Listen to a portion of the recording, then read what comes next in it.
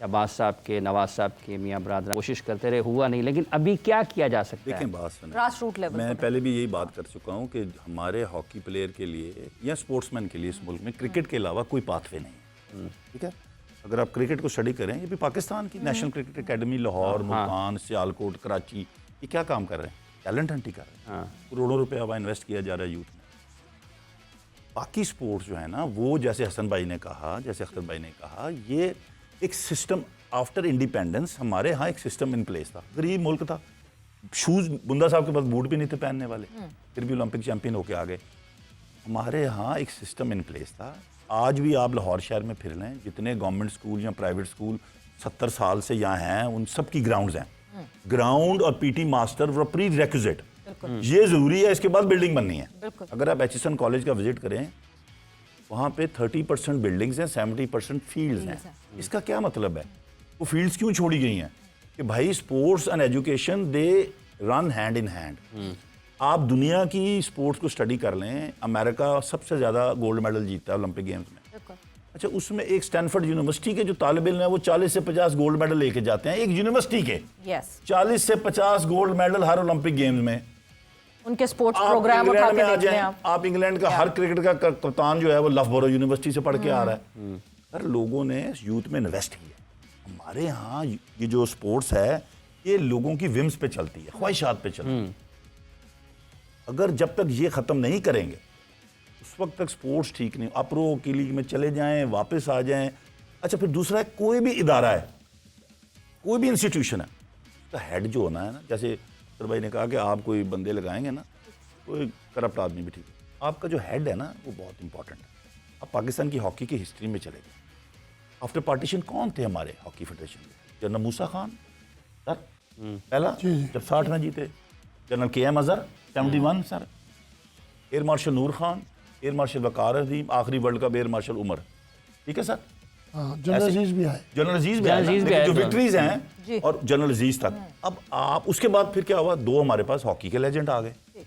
फिर अभी यार, अभी आप इस लेवल से जब आप गिर रहे हैं और उस इंस्टीट्यूशन को आप इस तरह ले आए हैं, आप एक ऐसे बंदे को लाके प्रेसिडेंट बिठा दिया है जिसके पास कोई मुलाजमत नहीं थी, और वो केयर टेकर प्राइम मिनिस्टर का दोस्त था, और शायद कोयटा के जो CM साहब है वो भी उसके रिश्तेदार हैं।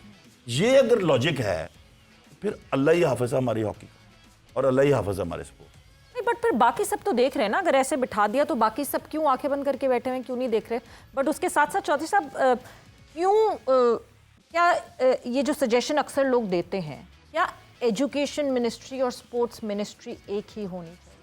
जिस तरह हम ग्रास रूट लेवल की बात करते हैं और स्ट्रीमलाइन करने की बात करते हैं कि स्कूल से ही एजुकेशन के साथ साथ कंपलसरी ये बड़ा होने चाहिए। अहम, बहुत ही अहम बात की, और बेसिक बात यही थी कि आज से कई 20-22-25 साल पहले एजुकेशन स्पोर्ट्स इकट्ठी थी, और उनको जब से आपने अलग किया है, तो जो एजुकेशन सेक्टर के ऊपर स्पोर्ट्स की जो दाखिले स्पोर्ट्स के ऊपर होते हैं या उनको लुक आफ्टर किया जा रहा चाहिए था, वो होना बंद हो गया। आज भी अब वो हमारे ज़माने में कोई 7% या 9% दाखिले थे, अब 2% है। 2% से कौन सी टीम किस कॉलेज की बनेगी? तो स्पोर्ट्स के ऊपर दाखिले, फिर मेरिट के ऊपर भी, मेडिकल के दाखिले आप मेरिट के ऊपर कर सकते हैं कि भाई पहला 100 नंबर लेने वाला KE में जाएगा, दूसरा फैसलाबाद जाएगा या मुल्तान जाएगा, उसके बाद ये आप क्राइटेरिया बना सकते हैं। तो इनकी भी सिलेक्शन का एक मैयार है। आपके पास टेक्नोक्रेट लोग जिंदा हैं, अभी जिंदा, इससे पहले कि वो कब्रों में चले जाएं, उनसे फ़ायदा उठा लें, और जो भी पुराने लोग हैं उनको भी शामिल करें, अपनी मशावरत में शामिल करना है। तनख्वाहें नहीं मांगते वो, मशावरत में आपको सही मशवरा देंगे दाखिले का।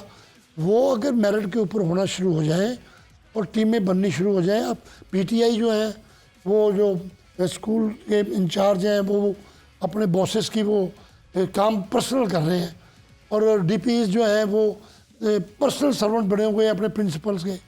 भाई इनको ग्राउंड के अंदर लेना है, ये ग्राउंड के अंदर अब उसी वक्त होगा जब आपकी टीमें होंगी कॉलेजेस की।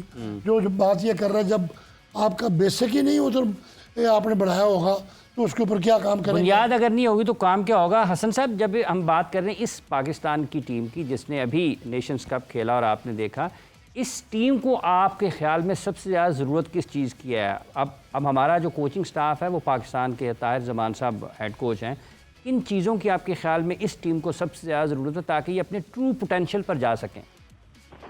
देखिए, इनको एक तो एक्सपीरियंस यूरोपियन टीम के खिलाफ खेलने की ज़रूरत है बहुत ज़्यादा, क्यों उनको पता लगे कि यूरोपियंस कैसे खेलते हैं, कैसे मैन टू मैन। और जितनी हॉकी चेंज कर दी है उसमें भी, जब हम खेलते थे हमें भी एक टूर कराया जाता था ओलंपिक से, वर्ल्ड कप से पहले, और हम एक टीम बन के तशकील बन देते थे और निकलती थी, टीम बन के निकलते थे हम।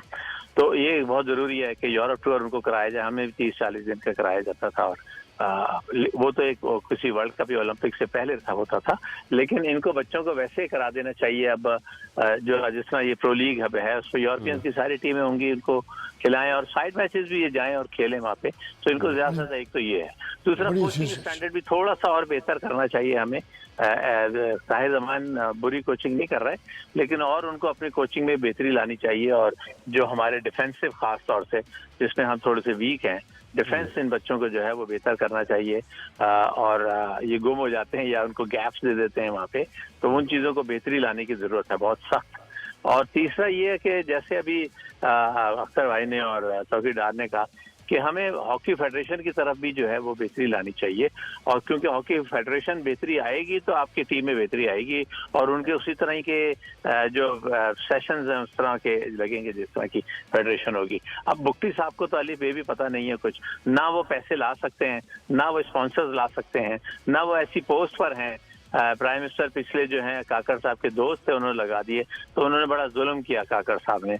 मैं आज तक उनसे शिकायत करता हूं कि ये उन्होंने जुल्म किया है कि ऐसा बंदा लगाए। मैं आज भी कहता हूं जो कम से कम स्पॉन्सर्स तो ले आए ना, अगर गवर्नमेंट पैसा नहीं दे रही तो स्पॉन्सर्स को ऐसी जगह पे हो, ऐसी पोस्ट पे हो, ऐसा या स्पीकर नेशनल असेंबली हो, कोई फाइनेंस का मिनिस्टर हो, कोई और दूसरी ऐसी अहम पोस्ट हो जहाँ पे उसकी सुनी जाए और उसको मल्टीनेशनल कंपनी जो है उसकी सुने और उसको स्पॉन्सरशिप मिले। तो ये बहुत ज़रूरी है हमारा, जो कि हम बहुत लैक कर रहे हैं। अगर यहाँ नहीं तवज्जो देंगे, प्राइम मिनिस्टर तवज्जो नहीं देंगे, प्राइम मिनिस्टर साहब अपने नेशनल गेम पे, तो फिर हम क्या करेंगे? फिर तो हम चीखो पुकार करते रह जाएंगे सारे लोग और कोई सुनेगा नहीं। मैं तो फील्ड मार्शल साहब को भी रिक्वेस्ट करूंगा कि वो भी इस तरफ ध्यान दें।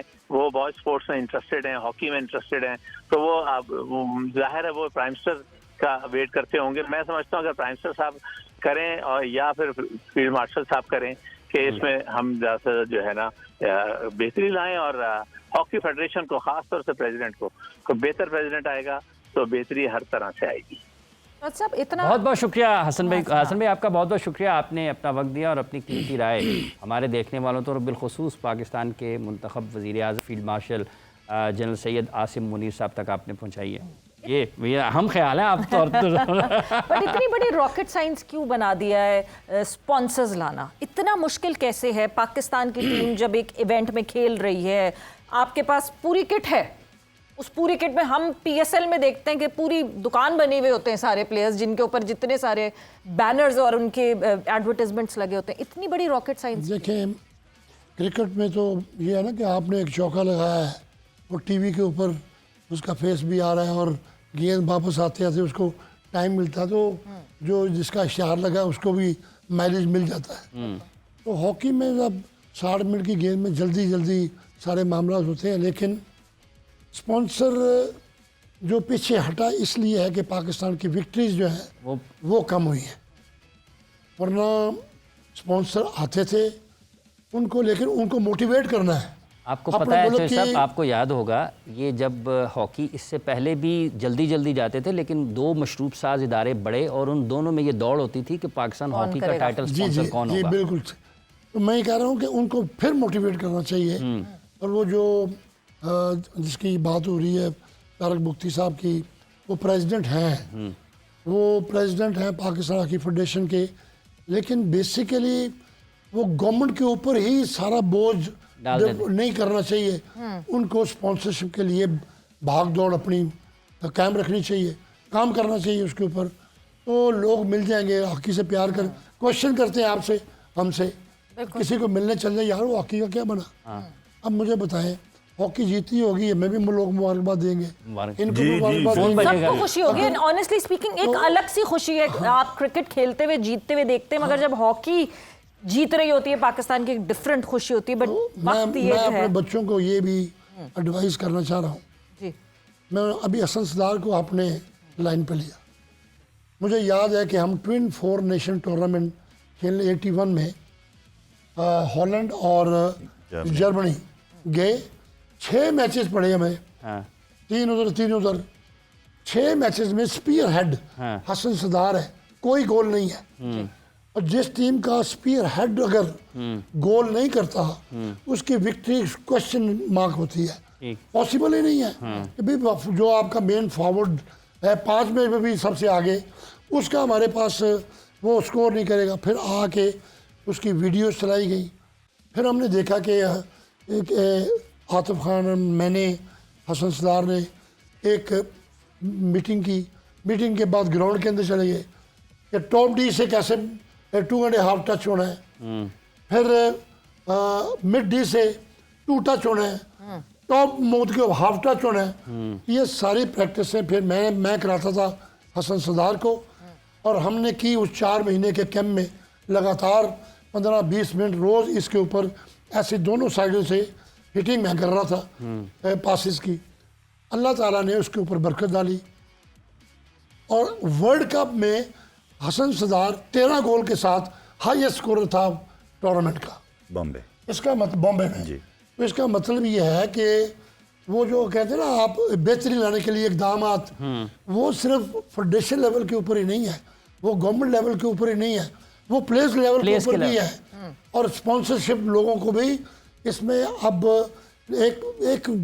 आपने जंग लड़ी इंडिया पाकिस्तान की, अभी पता याब हुए, पूरी कौम मुतहद थी, चाहे वो अपोजिशन है, चाहे वो गवर्नमेंट है, चाहे वो रेडी वाला है, चाहे वो मिल ऑनर है, लेकिन वो पाकिस्तान के लिए एक जान हो गया। और आपकी फतह अल्लाह ताला ने आपको इज़्ज़त दी, आसम अली साहब को इज़्ज़त दी, और सारी कौम को इज़्ज़त मिली, वज़ीर आज़म को इज़्ज़त मिली। कहने का मकसद ये है कि अगर हम अपनी रिस्पॉन्सिबिलिटी और इस नेगेटिव एटीट्यूड को बंद कर लें। जी ये प्लेयर्स हैं, आज समीउल्लाह कराची में बैठा हुआ है, आज इस्लाहुद्दीन कराची में है, मंजूर हसन इधर है, तौकीर डार इधर है आपके सामने। वो जो पुराने प्लेयर हैं ये सरमाया है, इसके इनको आप इनसे राय लें, इनकी सलाहियतों से और अपनी तजर्बे ईगो को से कुर्बान करें।